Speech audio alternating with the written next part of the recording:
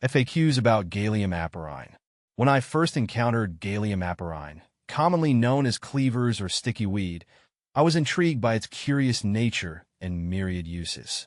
This plant, often found in gardens and wild areas, raises several questions for those unfamiliar with it. Here's a comprehensive guide based on my experiences and research about this fascinating plant. See more 672 species in genus Galium at monsterholic.com. Is Galium aparine poisonous? One of the first things people ask about Galium aparine is whether it's poisonous. From what I've learned and observed, Galium aparine is not considered toxic to humans. It is widely used in herbal medicine and has a history of being consumed safely. However, if you have allergies or are sensitive to new plants, it's always wise to consult with a healthcare provider before incorporating it into your diet.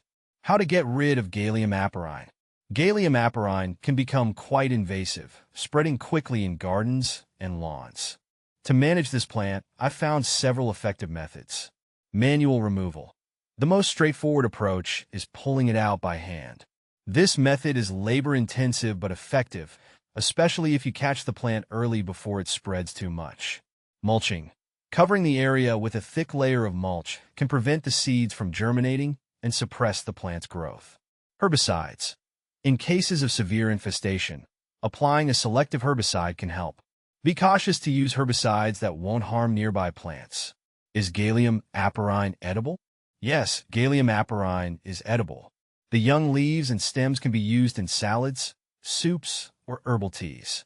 The plant is rich in nutrients and has a mild flavor. I've personally enjoyed using it in various recipes, and it adds a pleasant, slightly grassy note to dishes. It's important to harvest it from areas free of pesticides and pollutants. How to make cleavers Galium aparine juice. Making cleavers juice is relatively simple. Here's a basic method I use. Harvest fresh cleavers.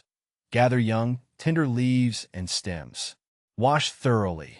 Rinse the plant parts under cold water to remove any dirt or debris. Juice extraction. Use a juicer to extract the juice from the cleavers. If you don't have a juicer, you can blend the plant parts with a bit of water and strain the mixture through a cheesecloth. Flavoring. Cleaver's juice can be quite mild on its own, so you might want to add lemon or honey for extra flavor. Is Galium aparine a weed? Yes, Galium aparine is often classified as a weed. It has a tendency to spread rapidly and can outcompete other plants in your garden. I've seen it take over garden beds and lawns if not kept in check. Its ability to cling to other plants and structures makes it particularly troublesome in cultivated areas. What kills Galium aparine? To effectively manage and kill Galium aparine, consider the following methods. Regular mowing. Keeping the plant mowed before it flowers and seeds can reduce its spread. Chemical control.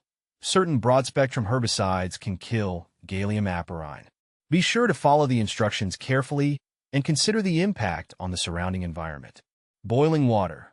Pouring boiling water over the plant can be an effective natural method for killing it, though it may also affect nearby plants. Galium aparine versus Galium spurium. Comparing Galium aparine with Galium spurium, another member of the Galium genus, can be enlightening. Galium spurium, also known as false cleavers, is similar in appearance but generally has smaller leaves and less aggressive growth compared to Galium aparine. Both can be used medicinally, but Galium spurium is less invasive. Galium aparine versus Galium triflorum. Galium triflorum, or sweet-scented bedstraw, differs from Galium aparine in several ways. While Galium aparine is known for its sticky texture and rapid spread, Galium triflorum has a more delicate appearance with fewer, smaller flowers. It's less aggressive and is often used in traditional medicine for its soothing properties. How to care for Galium aparine. If you choose to grow Galium aparine intentionally, here are a few care tips. Soil. It thrives in a variety of soil types but prefers moist, well-drained soil. Sunlight. It grows well in both full sun and partial shade. Watering. Regular watering is necessary, especially in dry conditions. Can you grow Galium aparine indoors? Growing Galium aparine indoors is possible, though it may require some adjustments. Providing adequate light, such as from grow lights, and ensuring proper ventilation is crucial. Indoor growth can help control its spread and keep it from becoming invasive. Benefits of Galium aparine. Galium aparine offers several benefits. Medicinal uses. It's used in herbal remedies for its diuretic and detoxifying properties.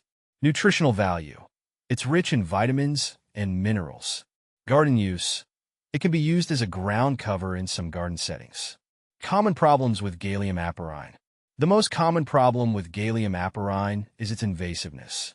It can quickly spread and overshadow other plants. Regular maintenance and management are essential to keep it under control. In conclusion, Galium aparine is a versatile plant with both benefits and challenges. Whether you're dealing with it as a weed or exploring its uses, understanding its characteristics and managing its growth can make your experience with this plant more enjoyable.